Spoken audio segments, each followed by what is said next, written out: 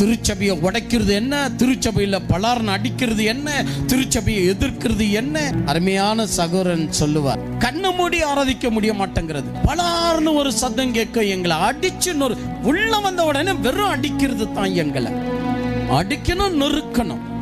என் அன்பு தேவ பிள்ளைகளை, நீங்க யோசித்து பாருங்க. இத்தனை வறுமைகள், பிரச்சனைகள், எதிர்ப்புகள் எல்லாம் நடக்குதுயா திருச்சபைக்கு.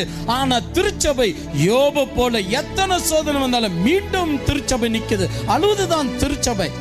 மனைவியை இழந்ததுனால் அழுவது திருச்சபை, தாயை இழந்ததுனால் அழுவது திருச்சபை, பிள்ளைகளை இழந்ததுனால் அழுகிறது திருச்சபை. கட்டடத்தை நெருக்க செய்கிறார்கள், அடிக்க செய்கிறார்கள், திருச்சபை அழுவதுதான். ஆனால் அழுதாலும் இறைவன் மீது இருக்கிற அன்பு அதை குறைத்துக்கவே இல்லை. யோபுவை போல மீண்டும் அழுதாலும் இறைவன் அண்டையில்தான் அழுகிறத ஒழிய அனாதியா போய் வெளியே அழுகிறதே கிடையாது.